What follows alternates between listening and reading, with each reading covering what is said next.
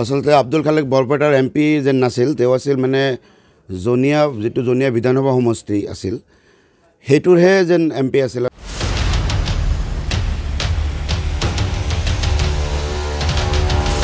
উন্নয়নমূলক কামৰ আমি একো ক'ব নোৱাৰিম আৰু ৰাইজে আচলতে দেখাই পোৱা নাই, গতিকে আমি তেনেকুৱা হাঙত আৰু নিবিচাৰোঁ যিয়ে ৰাইজৰ বা আমাৰ যি প্ৰত্যাশা সেইটো পূৰণ কৰিব নোৱাৰে, তেনেকুৱা হাঙতক আমি দূৰৰ পৰাই নমস্কাৰ দিম। এইবাৰ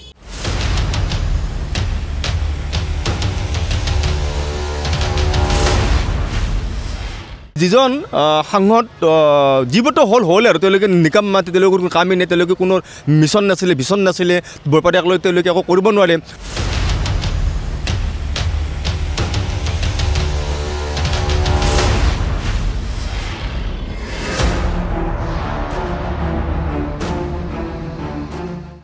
সংখ্যক মানুহে সাংসদজনৰ নামেই নাজানে, কিয়নো তেওঁ এক্টিভিটি বৰপেটা চহৰ বা বৰপেটা টাউনত কোনো দেখা পোৱা নাই।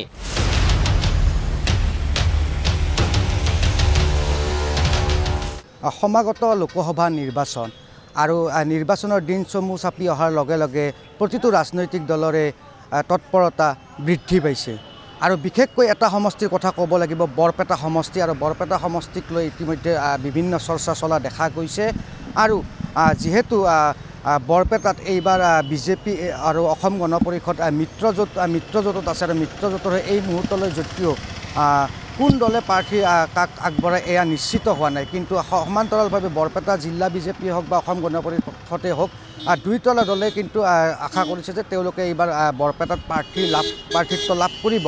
আৰু আনহাতে যদি চাব যায় যি বিৰোধী ঐক্য মঞ্চ আছে, বিৰোধী ঐক্য মঞ্চৰ হৈ ইতিমধ্যে যি CPIM আছে, CPIMে বৰপেটা সমষ্টিটো তেওঁলোকে প্ৰাৰ্থিত্ব বিচাৰিছে বিৰোধী ঐক্য মঞ্চক। তেওঁলোকে এইবাৰ যি সৰব সমষ্টিৰ বিধায়ক আছে, বিধায়ক মনোৰঞ্জন তালুকদাৰক প্ৰাৰ্থিত্ব প্ৰক্ষেপ কৰাৰ বাবে বৰপেটাত তেওঁলোকে আবেদন জনাইছে। আৰু সমান্তৰালভাৱে বিগত যি 5 বছৰ পূৰ্বৰ 5 বছৰ আছিল, ইতিমধ্যে বৰপেটা সমষ্টি লোকসভা সমষ্টি কংগ্ৰেছৰ দখলত আছিল আৰু কংগ্ৰেছৰ সাংসদ আব্দুল খালেক আছিল। আৰু যিহেতু আমি বৰপেটাত উপস্থিত আছোঁ, বৰপেটাৰ এই বিগত 5 বছৰত ৰাইজ কিমান সুখী বা ৰাইজ কিমান 5 বছৰ বিগত বৰপেটা সমষ্টিত কিমান উন্নয়ন হ'ল, সেই বিষয়ে আমি আজি কিছু কথা জানিবলৈ চেষ্টা কৰিম। বৰপেটা সমষ্টিৰ ৰাইজৰ পৰা আমি বৰপেটাৰ বিগত 5 বছৰৰ উন্নয়ন বা যি সাংসদৰ কাম কাজ আছিল সেই কাম কাজক লৈ ৰাইজ কিমান সুখী সেয়া আমি জানিবলৈ চেষ্টা কৰিম। আৰু আজি আমি সেয়া এই বিশেষ প্ৰতিবেদনৰ জৰিয়তে আমি ND24 দৰ্শকসকলক দেখাবলৈ চেষ্টা কৰিম। বৰ দুখ লগা কাহিনী এইটো। বিগত 5 বছৰৰ আচলতে আব্দুল খালেক বৰপেটাৰ MP যেন নাছিল, তেওঁ আছিল মানে যিটো জনিয়া বিধানসভা সমষ্টি আছিল সেইটোৰহে যেন MP আছিল। আচলতে বৰপেটাৰ চহৰৰ পূব পিনে তেওঁক মানে ৰাইজে দেখা পোৱা নাই। উন্নয়নমূলক কামৰ আমি একো ক'ব নোৱাৰিম আৰু ৰাইজে আচলতে দেখাই পোৱা নাই, গতিকে আমি তেনেকুৱা হাঙত আৰু নিবিচাৰোঁ যিয়ে ৰাইজৰ বা আমাৰ যি প্ৰত্যাশা সেইটো পূৰণ কৰিব নোৱাৰে, তেনেকুৱা হাঙতক আমি দূৰৰ পৰাই নমস্কাৰ দিম। এইবাৰ আপোনালোকৰ ভক্তৰদুৱাৰ মূল কি সমস্যা বৰ্তমানলৈকে আছে? ভক্তৰদুৱাৰত এটা আমাৰ আদৰ্শ চিকিৎসালয় আছে, তাত বহুখিনি মানে সুবিধা নাই, সেইখিনি এটা। আৰু যিটো যাতায়াতৰ অসুবিধা, আমি পূৰ্বৰ সৰুক্ষেত্ৰী সমষ্টিৰ এইপিনে বা বৰ্তমান পাকাবেতবাৰী সমষ্টিত যাতায়াতৰ বহুত অসুবিধা। আৰু আমাৰ ইয়াতে উচ্চ শিক্ষাৰ যিটো প্ৰতিষ্ঠান আছে হৰেন্দ্ৰ চিত্ৰা কলেজ, ইয়াত চৰকাৰীভাৱে বিজ্ঞান শাখা নাই। আমি সেইটোও বিচাৰিম চৰকাৰে বা নতুন চৰকাৰে আমাৰ সেই প্ৰত্যাশা পূৰণ কৰিব, দাবী পূৰণ কৰিব। আৰু হ'বলগীয়া নিৰ্বাচনত যি সাংসদ আহিব আমাৰ বা প্ৰাৰ্থীবোৰ আহিব আমাৰ ভক্তৰদুৱাৰ বাবে বা পাকাবাতবাৰী সমষ্টিৰ এই মাজভাগৰ কাৰণে আমি এইখিনি দাবী জনাম। যোৱা 5টা বছৰৰ সাংসদ পুঁজিৰ কি কামৰ নমুনা আপোনালোকে ভক্তৰদুৱাৰত দেখিবলৈ পাইছে? নাই, কামৰো নমুনা দেখা নাই আৰু সাংসদ আব্দুল খালেকো দেখা নাই। এইবাৰ যদি সাংসদ আব্দুল খালেকে টিকেট লৈ আহে কি ক'ব? আমি দূৰৰ পৰাই নমস্কাৰ দিম। এইখিনি যদি অগপ বিজেপি প্ৰাৰ্থিত্ব দিয়ে আপোনালোকে কি ক'ব? অগপ বিজেপি কি প্ৰতিশ্ৰুতি থাকিব আপোনালোকৰ? মই অলপ আগতে কোৱা যিখিনি আমাৰ দাবী, যিখিনি আমাৰ অভাৱ, যাতায়াতৰ ক্ষেত্ৰত হওক বা স্বাস্থ্যখণ্ডৰ ক্ষেত্ৰতে হওক আৰু শিক্ষাৰ কথা যিটো ক'লোঁ, এইখিনিয়ে মেইন দাবী থাকিব। ইছমাইল হুছেইন হ'ল, ইছমাইল হুছেইনৰ পাছত চিৰাজুদ্দিন আজমল হ'ল, তাৰপাছত আব্দুল খালেক হ'ল। গতিকে আমি যিমান বছৰ আজি দেখা পালোঁ যে বৰপেটা সমষ্টি লোকসভা সমষ্টিৰ উন্নয়নৰ নামত এই গোটেইবোৰ লোকসভাৰ সাংসদজনে মানে পাৰ্লিয়ামেণ্টত কথাবোৰ কোৱাত ব্যৰ্থ হৈছে। তেওঁলোকৰ বৰপেটা সমষ্টিটোক লৈ তেওঁলোকৰ কোনো মিছনৰ ভিছন নাই। আজি বৰপেটাৰ মাজেৰে ৰেল লাইন নাই, ৰেল কানেক্টিভিটি নাই, হাইৱে কানেক্টিভিটি নাই, নাইবা এয়াৰ কানেক্টিভিটি নাই। গতিকে চাৰিওফালে এটা অঞ্চল কেতিয়া ডেভেলপমেণ্ট হয়, যেতিয়া মানে কানেক্টিভিটি থাকিবতো। এতিয়া কানেক্টিভিটি নোহোৱাৰ কাৰণে গোটেই নামনি অসম অভয়পুৰীৰ পৰা আপ টু আমাৰ চেকগেট অৰ্থাৎ শৰাইঘাটলৈকে এই গোটেই অঞ্চলত বৃহৎ পৰিমাণৰ আমাৰ মানে প্ৰচুৰ পৰিমাণে খাদ্য সামগ্ৰী উৎপাদন হয় আৰু যাতায়াতৰ অভাৱৰ কাৰণে গেলি গুচি যায়। গতিকে আমাৰ যিজন সাংসদ যিবোৰতো হ'ল আৰু তেওঁলোকে নিকাম মাতি, তেওঁলোকৰ কোনো কামেই নাই, তেওঁলোকে কোনো মিছন নাছিলে, ভিছন নাছিলে, বৰপেটাক লৈ তেওঁলোকে একো কৰিব নোৱাৰে। ইভিন তেওঁলোকে সংখ্যালঘু মানুহ প্ৰতিনিধিত্ব কৰিছিলে। সংখ্যালঘু মানুহ এটা বাৰ্নিং প্ৰব্লেম, বানপানী আৰু গৰাখহনীয়াৰ সমস্যা। গোটেই বৰপেটা লোকসভা সমষ্টিটোত ব্ৰহ্মপুত্ৰৰ গৰাখহনীয়া, ব্ৰহ্মপুত্ৰ আৰু বিকি নদীৰ গৰাখহনীয়া, সেই সম্পৰ্কতো তেওঁলোকে পাৰ্লিয়ামেণ্টত এটা শব্দ কোৱাৰ মানে পৰিলক্ষিত নহ'ল। কিন্তু আমি আশা কৰিম এই যিটো পৰৱৰ্তী নিৰ্বাচন, সমাগত নিৰ্বাচনত যোন দলে প্ৰাৰ্থিত্ব আগবঢ়োৱা আৰু যিসকলে প্ৰাৰ্থিত্ব হ'ব, তেওঁলোকে বৰপেটা সমষ্টিটো এতিয়া মানে বহুত দীঘল হ'ল, বঙাইগাঁৱৰ পৰা আপ টু হাজোলৈকে। গতিকে এই 10টা বিধানসভা সমষ্টিৰে এই বৰপেটা লোকসভা সমষ্টি, এই সমষ্টিটোৰ প্ৰত্যেকটো বিধানসভাতে সম্ভাৱনা আৰু কি কৰিব পৰা যায়, এই সকলোবোৰ কথা বিচাৰ বিশ্লেষণ কৰি আৰু সামগ্ৰিকভাৱে বৰপেটাৰ মানে কি শুৱালকুছি হৈ বৰপেটা হৈ অভয়পুৰীলৈকে এই যিটো মানে প্ৰস্তাৱিত ৰেলপথ, এই ৰেলপথটো মানে হোৱাৰ কাৰণে তেওঁলোকে দাবী উত্থাপন কৰিলে ভাল হয়। আৰু ফ'ৰ লেন হাইৱে লাগে। তাৰে আৰু আটাইতকৈ ডাঙৰ কথা হৈছে কি, এতিয়া আমাৰ ব্ৰহ্মপুত্ৰৰ উত্তৰ পাৰ দক্ষিণ পাৰ মানে সংযোগী এখন ব্ৰহ্মপুত্ৰৰ ওপৰত দলং লাগে। কাৰণ এইকাৰণে আমাৰ মানাছৰ পৰা আৰম্ভ কৰি ভূটানৰ বিভিন্ন মানুহ আহি তেওঁলোকে মেঘালয় হৈ মানে তেওঁলোকে যায়। কিন্তু যদি আজি যিটো বাগমাৰা পথ আছে, বাগমাৰা পথ হৈ সৰ্থেবাৰী হৈ আহিলেও আমাৰ যদি পালাজিত নাইবা মানাছত যিটো ৰাস্তা হৈ যদি বৰপেটা ৰোড হাউলি হৈ আহি যদি আমাৰ কি কয় মন্দিয়া হৈ অৰ্থাৎ বাগবৰ হৈ যদি এখন যদি এই ব্ৰহ্মপুত্ৰৰ প্ৰতি দলং যদি হয়, তেতিয়াহ'লে উত্তৰ আৰু দক্ষিণ পাৰৰ মাজত সমন্বয় আৰু মানে যোগাযোগ আৰু বাণিজ্যৰ ক্ষেত্ৰত এটা আমূল পৰিৱৰ্তন হ'ব বুলি মানে ভাবোঁ। আৰু সেয়েহে যি মানে কেণ্ডিডেট হ'ব, যোন দলৰে কেণ্ডিডেট নহওক কিয়, প্ৰত্যেকটো দলৰে এটা মিছন ভিছন আৰু বৰপেটা সমষ্টিটোৰ উন্নয়নৰ কাৰণে ব্যৱস্থা লোৱা বুলি আশাবাদী। আৰু আটাইতকৈ ডাঙৰ কথা হৈছে আমি সত্ৰীয়া সংস্কৃতিৰ পৰম্পৰাৰ মাজত ডাঙৰ দীঘল হোৱা আৰু বৰপেটা জিলাখনতে বহুত সত্ৰ আছে। গতিকে ইয়াতে এটা মানে আধ্যাত্মিক এটা পৰিৱেশ সৃষ্টি কৰাৰ কাৰণে, এটা সাংস্কৃতিক এটা মানে কি উদ্যোগ গঢ়ি উঠাৰ কাৰণে, সাংস্কৃতিক এটা মন্ত্ৰালয় মানে কি গঢ়াৰ কাৰণে বিভিন্ন স্ক'প আছে। ইয়াতে গৱেষণা কৰা এটা কেন্দ্ৰৰ কাৰণেও এটা মানে কি স্ক'প আছে, যাতে মানে ভাৰতৰ লগতে পৃথিৱীৰ বিভিন্ন দেশৰ শিক্ষাৰ্থী আহি গুৰুজনা সৃষ্টি কৃষ্টিসমূহৰ ওপৰত মানে কি ৰিচাৰ্চ কৰিব পাৰে। গতিকে সেই ধৰণৰ মানে আগবাঢ়ি গ'লে বৰপেটাখনৰ যিবোৰে সাংসদ হ'ম বুলি ভাবিছে, তেওঁলোকৰ এই ধৰণৰ মিছনৰ ভিছন থাকিলে মানে বৰপেটা ৰাইজে উপকৃত হ'ব আৰু বৰপেটা লোকসভা সমষ্টিৰ উন্নয়ন হ'ব বুলি মই আশা কৰোঁ।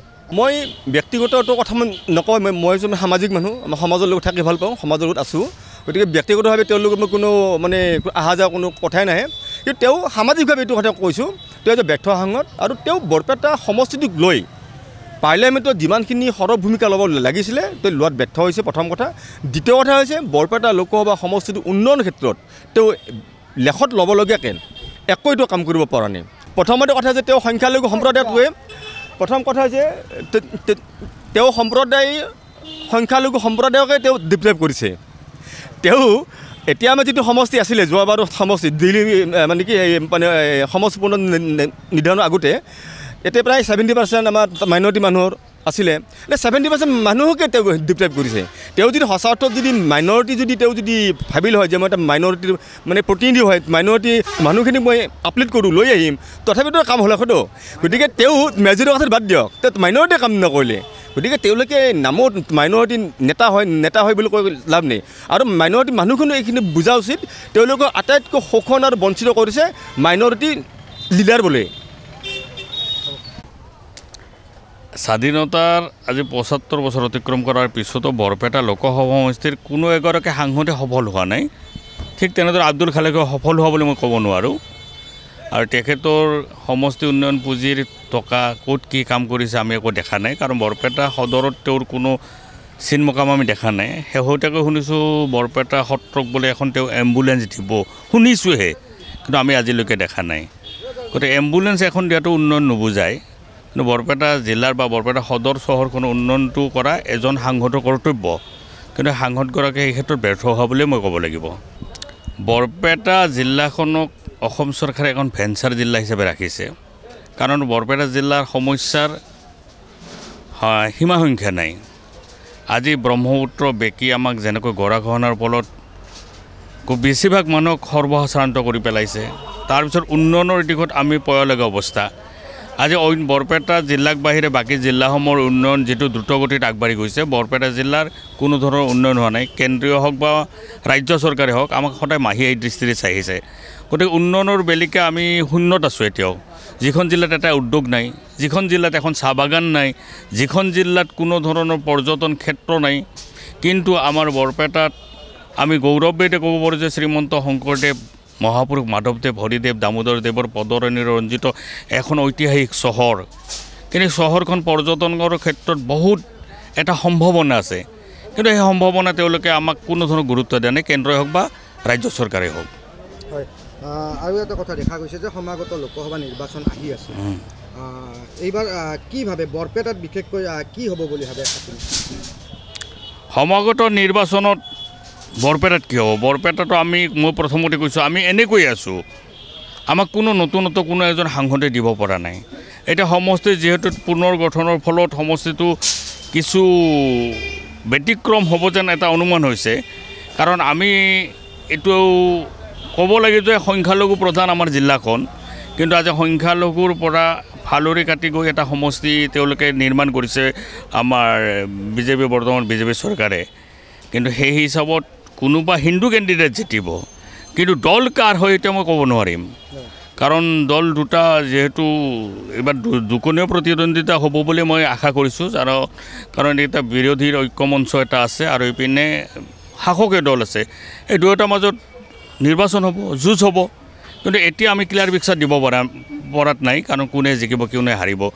কিন্তু এই ক্ষেত্ৰত আমি ক'ব লাগিব যোনে জিকক বা যোনে জিকক তেওঁ অন্ততঃ যদি বৰপেটা ডিষ্ট্ৰিক্টৰ সুদৃষ্টি ৰাখে তাৰ বাবে আমি আহ্বানহে জনাব পাৰিম। সেই প্ৰশ্নতে মই আপোনাক উত্থাপন কৰিব বিচাৰিছোঁ যে মিত্ৰজোঁটত বিশেষকৈ বৰপেটাত ক'ব গ'লে বিজেপিয়েও ইয়াৰ পৰা প্ৰাৰ্থিত্ব বিচাৰিছে বা মিত্ৰজোঁটত থকা অসম গণ পৰিষদে প্ৰাৰ্থিত্ব বিচাৰিছে। তেওঁলোকৰ সিদ্ধান্ত হ'ব, হাইকমাণ্ডে যি সিদ্ধান্ত সেই আনহাতে বিৰোধী ঐক্যমঞ্চ আছে। তো আপুনি ইতিমধ্যে উল্লেখ কৰিছে যে দুই ধৰণৰ প্ৰতিদ্বন্দ্বিতা হ'ব। বৰপেটাবাসী ৰাইজ হিচাপত মানে যিহেতু বৰপেটা উন্নয়নৰ কথা আহি পৰিছে, তো এই যোনে নিজিকক কি বিচাৰে, মানে এগৰাকী স্থানীয় মানে হিচাপত আপুনি কি বিচাৰে আগন্তুক যোনে জয়লাভ নকৰক? বৰপেটা সমষ্টিৰ যিগৰাকী সাংসদ নহওক, যোন দলৰে নহওক কিয়, তেওঁলোকে বৰপেটা চহৰখনক উন্নয়ন কৰিব লাগিব। আৰু যাতায়াত যোগাযোগ ব্যৱস্থা উন্নয়ন হ'লে এখন অঞ্চলৰ উন্নয়ন হয়। গতিকে যাতায়াত আৰু যোগাযোগ ব্যৱস্থাত আমি একেবাৰে পিছ পৰি আছোঁ। আজি বৰপেটা জিলা সদৰত ৰেল সংযোগ নাই, বৰপেটা সদৰ চহৰৰ লগত 4 লেনযুক্ত ৰাষ্ট্ৰীয় ঘাইপথ নাই, যাৰ ফলত আমি বহুত পিছ পৰি আছোঁ। গতিকে যোনে সাংসদ নহওক কিয় তেওঁক এটাই আমাৰ অনুৰোধ, অন্ততঃ ৰেল মানচিত্ৰ আৰু 4 লেন হাইৱেৰ মানচিত্ৰত বৰপেটাক অন্তৰ্ভুক্ত কৰাৰ বাবে তেওঁ সংসদৰ ভিতৰে বাহিৰে যদি অহৰহ যুঁজ কৰি এই দুটা প্ৰাপ্য আমাৰ অধিকাৰ আজৰি আনিব পাৰে, এখন ইঞ্জিনিয়াৰিং কলেজ যদি আমাৰ ইয়াত দিব পাৰে, এখন বিশ্ববিদ্যালয় যদি বৰপেটা জিলাৰ ভিতৰত বহাব পাৰে, তেতিয়া তেওঁক আমি সফল সাংসদ বুলি ক'ব পাৰিম। প্ৰথম কথা, এজন সাংসদৰ মেইন ভূমিকা থাকে তেওঁৰ সমষ্টিটোৰ উন্নয়ন, আন্তঃগাঁথনিৰ বাবে যি কাম কৰিব লাগে। এই ক্ষেত্ৰত বৰপেটাৰ বিভিন্ন সমস্যা আছে। বৰপেটা আঞ্চলিক ছাত্ৰ সন্থাই বিগত সময়ছোৱাত বছৰ ধৰি বৰপেটা চহৰক ৰেলপথ আৰু ৰাষ্ট্ৰীয় ঘাইপথেৰে সংযোগ কৰাৰ দাবীত আন্দোলন কৰি আহিছে। এই ক্ষেত্ৰত সাংসদজনে যি ভূমিকা ল'ব লগা আছিল সম্পূৰ্ণভাৱে লোৱা নাই, আমি সুখী নহয়। গতিকে আমি বিচাৰোঁ যে আগন্তুক নিৰ্বাচনত দলসমূহেতো প্ৰাৰ্থী প্ৰক্ষেপ কৰিবই, কংগ্ৰেছ AJP বা যি আছে প্ৰাৰ্থী প্ৰক্ষেপ কৰিব। তেওঁলোকে বৰপেটাৰ কাম কৰিব বিচৰা বা বৰপেটাৰ এজন স্থানীয় লোক যিয়ে বৰপেটা ভূমিত বায়ু পানী লৈ ডাঙৰ হৈছে, তেওঁৱে বৰপেটা উন্নয়ন কৰিব, বৰপেটাৰ হৈ মাত মতা এজন আমি ব্যক্তি বিচাৰোঁ। কেৱল মাত্ৰ সংবাদ মাধ্যমৰ আগত হিন্দু মুছলিমৰ ৰাজনীতি কৰা আব্দুল খালেকৰ আৰু সময় গ'ল বুলি ক'ব পাৰি, কিয়নো তেওঁ বৰপেটা চহৰখনক মেইন যি টাউনত একো কাম কৰা নাই বুলি ক'ব বিচাৰোঁ। আমি ক'ব বিচাৰিলে সাংসদজনকতো বৰপেটা চহৰত ৰাইজে চিনিয়ে নাপায় বুলি ক'ব পাৰে। আপুনি যদি প্ৰশ্ন কৰে যে সাংসদজনৰ নাম কি, বহু সংখ্যক মানুহে সাংসদজনৰ নামেই নাজানে, কিয়নো তেওঁ এক্টিভিটি বৰপেটা চহৰত বা বৰপেটা টাউনত কোনো দেখা পোৱা নাই। গতিকে আগন্তুক দিনত এই নিৰ্বাচনৰ সময়ত তেওঁ আহিব, ভাষণ দিব, ভাষণৰ ফুলজাৰি দিব, প্ৰতিশ্ৰুতি দিব, কিন্তু সেয়াই নহয়, এজন সাংসদ হিচাপে ৰাইজৰ কাম কৰাৰ বাবে কাম কৰিব লাগে আৰু ৰাইজৰ হৈ মাত মতা এজন সাংসদে বিচাৰিম। আমি দলক পাৰ্টিত নিদিওঁ বা দলক গুৰুত্ব নিদিওঁ, এজন মাত্ৰ বৰপেটা ৰাইজৰ হৈ বৰপেটাৰ এজন সুসন্তান যিয়ে বৰপেটাৰ কাম কৰিব তেনেকুৱা এজনকে আমি প্ৰাধান্য দিম।